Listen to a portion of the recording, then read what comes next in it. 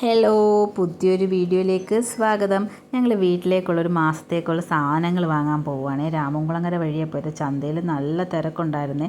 ഞങ്ങൾ ഫസ്റ്റ് പോയത് സപ്ലൈകോയിലോട്ടാണ്. അവിടുന്ന് എല്ലാ സാധനങ്ങളും വാങ്ങാറില്ല, എന്നാലും അത്യാവശ്യം ചില സാധനങ്ങളൊക്കെ വാങ്ങാം. അമ്മ സഫോളയുടെ ഓട്സ് വാങ്ങിച്ച്, മസാലക്കൂട്ട് വാങ്ങിച്ച്, പിന്നെ ഉഴുന്ന്, കടുക് വറുക്കാനുള്ള വറ്റൽമുളക്, അതെല്ലാം ഞങ്ങൾ അവിടുന്ന് എടുത്ത്. അമ്മ അവിടുത്തെ ചേച്ചിമാരോട് സംസാരിച്ചുകൊണ്ടിരിക്കും.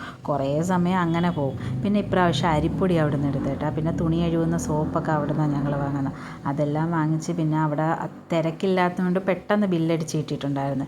പിന്നെ നേരെ പോയത് ചാമക്കടയിലോട്ടാണ്. അവിടുന്ന് കുറച്ച് സാധനങ്ങളൊക്കെ വാങ്ങാനുണ്ടായിരുന്നു. ചാമക്കടയിൽ നല്ല തിരക്കായിരുന്നു, റോഡെല്ലാം ബ്ലോക്കായിരുന്നു.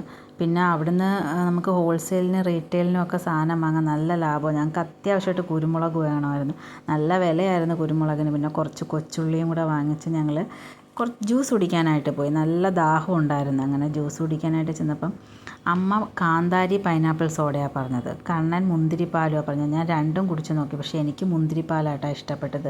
ഇതായിരുന്നു മുന്തിരിപ്പാൽ, ഇത് പൈനാപ്പിൾ സോഡയായിരുന്നു. നല്ല എരി ഉണ്ടായിരുന്നു കാന്താരിയുടെ.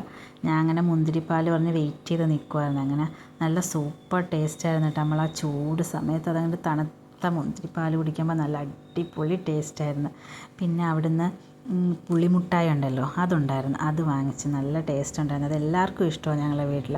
അതും കുറച്ച് വാങ്ങിച്ച് പിന്നെ നേരെ പോയത് അനുഗ്രഹ ഹൈപ്പർ മാർക്കറ്റിലോട്ടാണ്.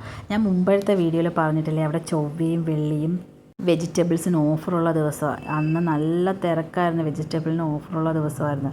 എങ്ങനെയും തിക്കിലും തിരക്കിലും പെട്ട് സാധനങ്ങൾ വാങ്ങിച്ച് ബില്ലടിച്ച് ഞങ്ങൾ അവിടെ നിന്ന് ഇറങ്ങി. അപ്പോൾ അമ്മയ്ക്ക് പപ്പടം വേണമെന്ന് പറഞ്ഞു. അപ്പോൾ അതിൻ്റെ അടുത്ത് തന്നെ ഈ പപ്പടം ഉണ്ടാക്കി വിൽക്കുമല്ലോ, ആ ഒരു കടയുണ്ടായിരുന്നു. അവിടുന്ന് കുറച്ച് പപ്പടവും വാങ്ങിച്ച് ഞങ്ങൾ തിരിച്ച് വീട്ടിൽ വന്നു. Tata bye bye, see U.